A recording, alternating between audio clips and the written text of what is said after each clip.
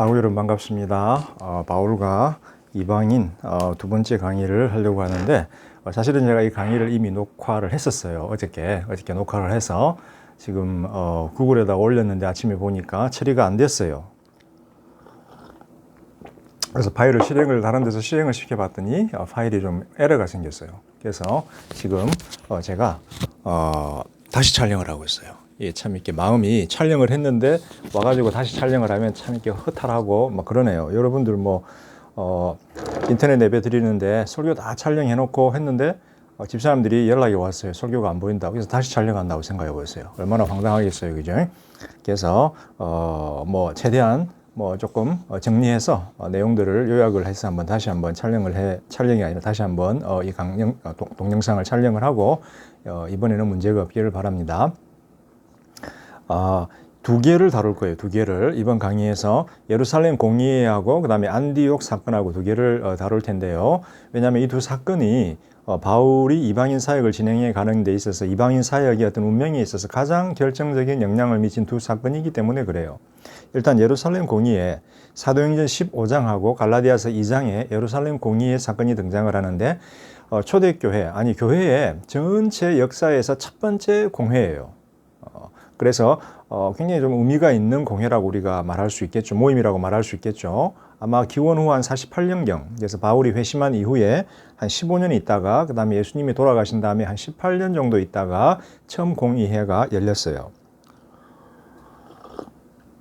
일단 사도행전 15장에 보게 되면은 14장 26절에 보게 되면 유대 땅으로부터 어떤 자들이 와서 율법을 지켜야만, 모세의 율법을 지켜야만 너희가 구원받을 수 있다라고 이방인 성도들에게 이야기했어요. 그러니까 유대 땅에서 유대인 출신 제자들이 안디옥으로 왔어요. 당시에 이제 초대교회 이방인 센터의 중심으로 안디옥의 교회가 있었잖아요. 이방인 교회. 거기로 와서 이 제자들이, 유대인 출신 제자들이 하는 말이 모세의 율법을 지켜야만 너희 이방인들이 구원을 받을 수 있다라고 이야기를 한 거예요. 그래서 안디옥 교회에서 바울과 바나바를 예루살렘으로 보내죠. 그래서 사도들하고 함께 논쟁이라기보다도 토일팀 토론을 벌이게 해요. 그래서 사도행전 15장 13절에서 21절에 보게 되면 1절에서 21절까지 보게 되면 그 처음 공의의 모습이 자세히 등장을 하고 있어요. 그런데 그 당시에 예루살렘 교회는 모교회로서, 기독교의 모교회로서 상징적인 의미가 있었죠. 거기 12제자들이 다 사도로서 가르치고 있었고, 그 다음에 야고보 사도가 일찍 헤롯에 의해서 죽임을 당한 다음에 예수님의 동생 야고보가 급부상하게 됐어요. 그래서 상징적으로는 베드로에게 가장 큰 고난이 갔지만 실질적으로는 예수님의 동생인 야고보에게 가장 큰 고난이 주어졌어요. 생각을 한번 해보세요. 여러분 다 나중에 죽고 부활해서 주님 날아가면 예수님 만나야 되는데 예수님 동생이잖아요. 야고보. 예수님 딴 사람하고 좀 잘못되면 문제가 예수님이 용서해 주지만 예수님 동생이랑 문제가 생기면 또 좀 복잡해지잖아요. 그러니까 이게 왕족이니까, 예수님이 어떤 그런 왕족이니까, 로열 패밀리니까, 예수님 가문이니까 자연스럽게 야고보가 어떤 그런 지도자로 부상을 하게 됐어요. 또 예수님에 대해서 제일 많이 알고 잘 알잖아요. 그래서 그 당시에 베드로는 예루살렘 교회 좀 중도파였어요. 중도파, 합리파, 중도파였고 야고보파는 좀 보수파였어요. 야고보에게 속한 파는 조금 바리새인 출신들, 사두개인 출신들, 율법학자들이 많이 조인을 하면서 조금 야고보파가 조금 보수파였어요. 그래서 보수파와 중도파, 베드로파와 야고보파가 있었죠.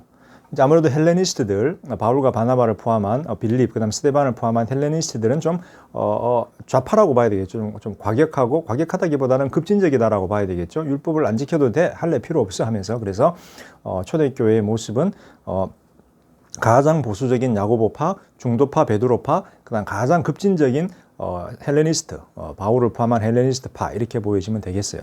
그래서 지금 이제 예루살렘에서 이 세 파가 다 모인 거예요. 베드로, 야고보, 바울, 바나바 다 모여서 이 세 파가 다 모여서 대화를 한 거예요. 근데 다행히 그 공의회의 결론은 무엇이냐면 사도행전 15장을 따르면 최소한의 율법적인 요구만을 지키라고 이방인들에게 결론 내려져요. 그래서 사도행전 15장 20절, 29절에 보면 우상 숭배하는 것 피해라. 그 다음에 피해라. 그 다음에 간음, 음란한 거 피해라. 그 다음에 목매어 죽인 짐승 피해라. 이 네 가지를 요청을 하고 나머지는 너네들이 안 지켜도 된다라고 결론을 내려요. 그래서 우리 유대인 출신 제자들은 율법을 지키겠지만 너네 이방인 출신 제자들은 이 최소한의 미니멈, 최소한의 어떤 요건만 갖추면은 너네를 우리가 동일한 하나님의 백성으로 인정하겠다라고 결론이 내려져요. 그래서 뭐 할례 요구가 되지 않았어요. 그리고 나서 이제 재밌는 거는 안디옥 교회로 바울과 바나바가 돌아가요. 그리고 나서 이제 제2차 전도 여행을 바울이 준비를 하던 중에 바울과 바나바가 함께 2차 전도 여행을 나가려고 했는데 다투게 돼요. 요한 마가 때문에. 1차 전도 여행 때 요한 마가를 데리고 갔었는데 바나바의 사촌이잖아요. 바나바의 조카잖아요. 근데 요한 마가가 젊은 날 선교에 큰 비전을 품고 선교 가면 재밌을 줄 알고 좋을 줄 알고 따라갔는데 너무 힘드니까 요한 마가가 중간에 포기하고 돌아가 버렸어요. 그래서 바울이 이야기했죠. 한 번 배신한 사람은 또 배신한다. 우리 요한 마가 데리고 갈 수 없다. 바나바는 이야기하죠. 아니다. 데리고 가자. 그래서 바나바와 바울이 결국은 의견 차이를 좁히지 못하고 싸우고 갈라지게 돼요. 그래서 바울은 실라를 데리고 2차 전도 여행을 나가고 바나바는 요한 마가를 데리고 따로 전도 여행을 나가죠. 이 이후로 사도행전 15장 이후로 바나바와 요한 마가의 이름은 언급이 되지를 않아요. 그런데 교회의 전통에 따르면 요한 마가는 나중에 로마로 가서 베드로가 로마로 왔을 때 그의 통역을 담당했고 베드로로부터 예수에 대한 전승을 받아서 마가복음을 작성했다. 이렇게 교회의 전승은 이야기를 하고 있어요. 자, 그런데 재밌는 것은 갈라디아서 2장을 보게 되면 바울의 관점에서 본 예루살렘 공의회하고 그 다음에 안디옥 사건이 등장을 해요. 예루살렘 공의회하고 안디옥 사건. 아까 사도행전 15장은 누가의 관점에서 누가가 묘사하는 예루살렘 공의회하고 그다음에 안디옥 사건이 있는데 갈라디아에서는 바울이 말하는 예루살렘 공의회와 안디옥 사건이 있어요. 그러면 여러분들 입장에서 바울에 대한 이야기를 재구성할 때 사도행전이 중요하겠어요? 갈라디아서가 중요하겠어요? 자, 누군가가 기말고사를 우리가 본다고 칩시다. 기말고사 질문이 나오는데 제가 이렇게 기말고사는 이렇습니다. 이런 문제가 나오고 이런 답을 써야 됩니다. 라고 하는 거하고 다른 학생이 제 말을 듣고 여러분들에게 이 교수님이 이런 문제가 나오는데 이렇게 답을 써야 된대 라고 말하는 거하고 어떤 게 더 중요하겠어요? 여러분 관점에서. 당연히 제가 말하는 게 중요하죠. 이게 바로 1차적인 자료예요. 1차적인 자료. 다른 사람을 통해서 가는 건 2차적인 자료예요. 그래서 바울을 해석함에 있어서 바울 자신의 편지는 1차적인 자료다. 그래서 더 중요하다. 사도행전 누가의 관점보다 누가의 입을 통해서 다시 한번 전달되기 때문에 2차적인 자료다. 그래서 갈라디아서 다음으로 바울을 중심으로 보고 거기에 대한 보충 자료를 우리가 사용한다라고 하는 거예요.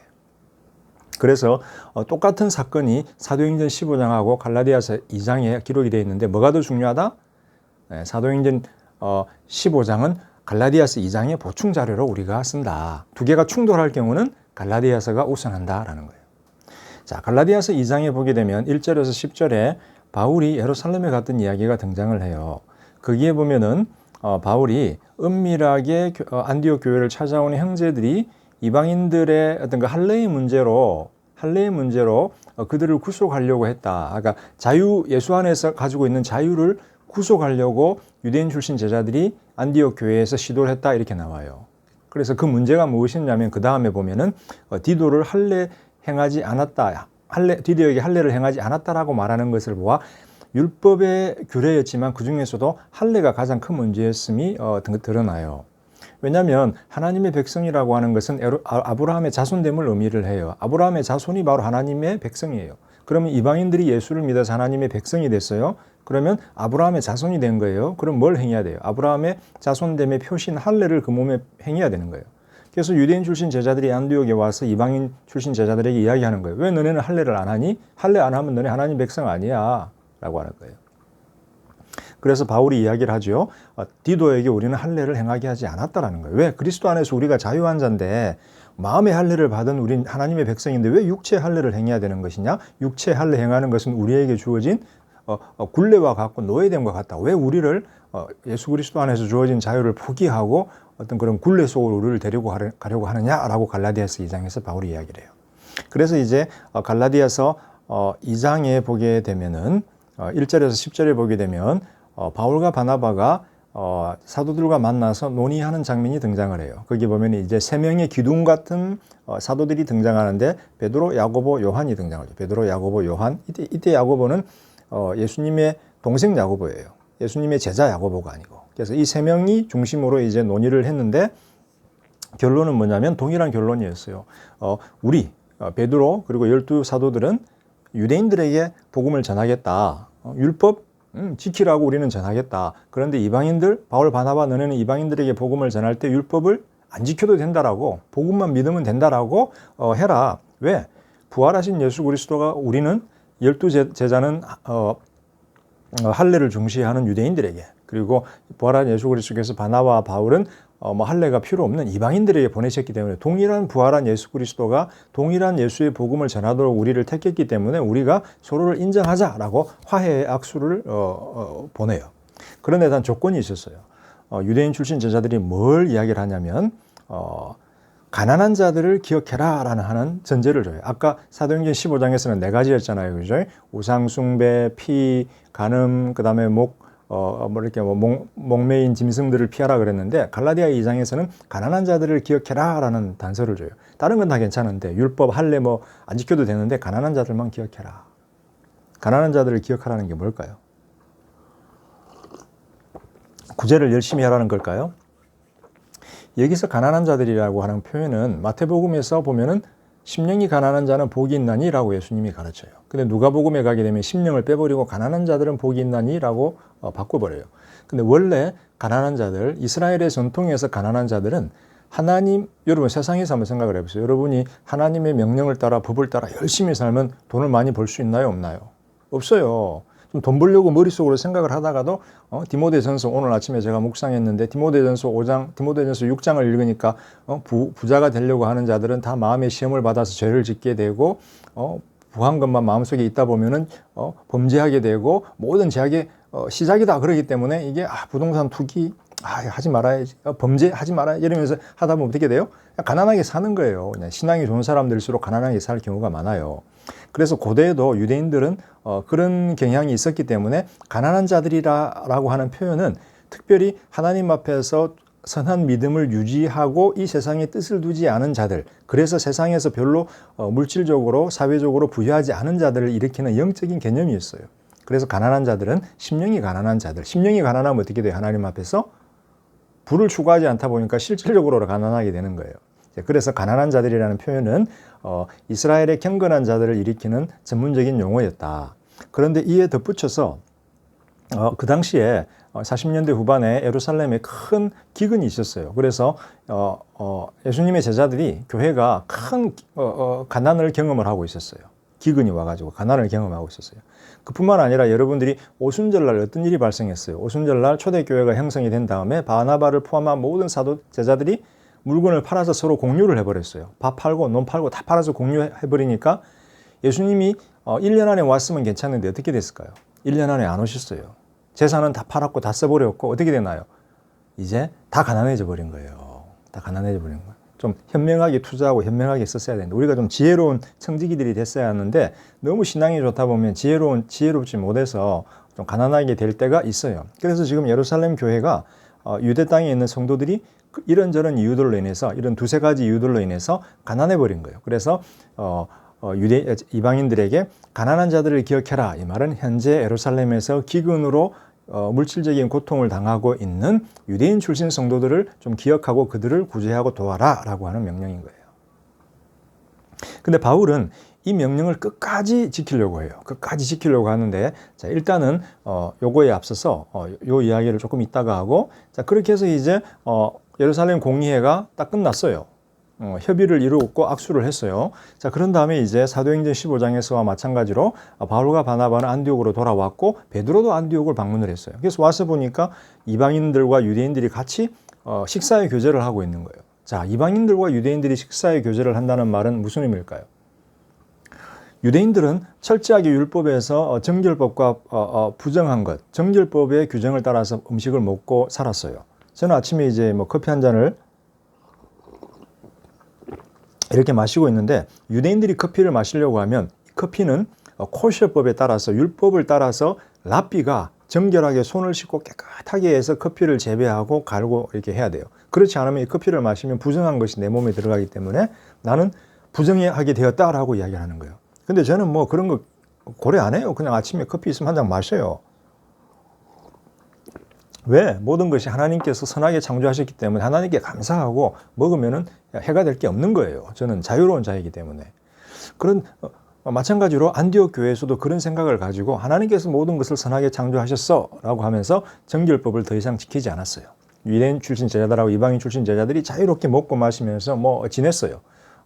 돼지고기 삼겹살도 먹고 굴도 먹고 랍스터도 먹고 스시도 먹고 자유롭게 먹었어요. 그런데 문제가 생겼어요.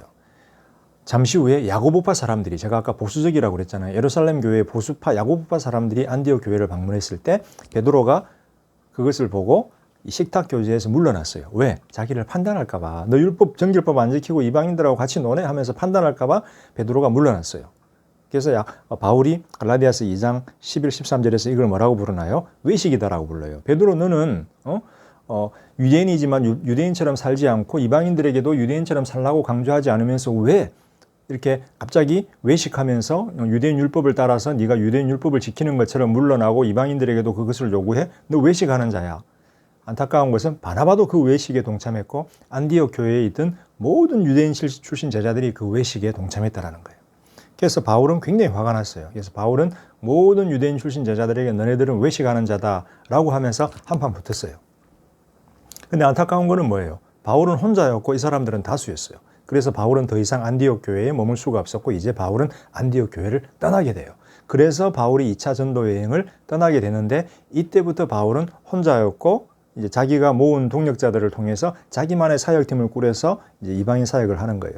그래서 예루살렘 교회는 극보수파 야고보파가 붙잡게 되었고 그 다음에 안디옥 교회도 이제 야고보파 극보수파에 의해서 이제 주도가 되게 됐어요. 그 다음에 바울은 혼자 이제 이방인 교회로 가서 이방인 사역을 하게 됐어요. 혼자 외롭게 왕따당한 사람이었잖아요. 그죠? 급진적이잖아요. 과격하고 급진적이고 리버럴하잖아요. 극보수 보수 리버럴, 극보수 보수 자유주의 과격했어요. 바울은. 그래서 바울은 떨어져 나갔어요. 이제. 그 다음에 바울은 안디옥 교회 소아시아로 터키로 가서 복음을 2차 전도 여행하고 그리스로 가서 3차 전도 여행하면서 복음을 전하고 예루살렘으로 왔다가 로마로 가고.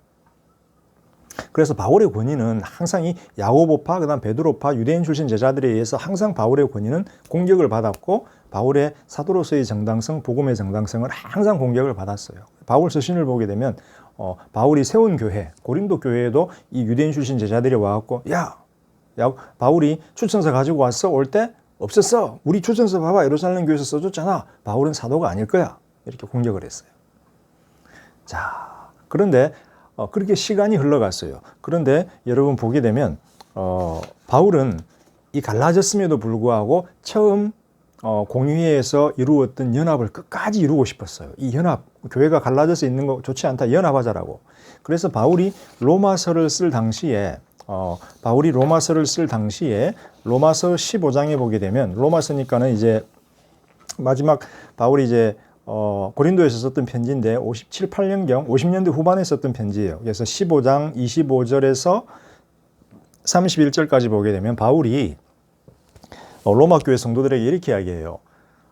성도들 가운데 가난한 자들을 위한 연보를 너희가 좀 준비해라. 로마서 15장 25절에서 31절. 내가 예루살렘에 갈 때에 들러서 그걸 가지고 가서 예루살렘 교회에 가난한 자들에게 전달하겠다라고 이야기를 해요.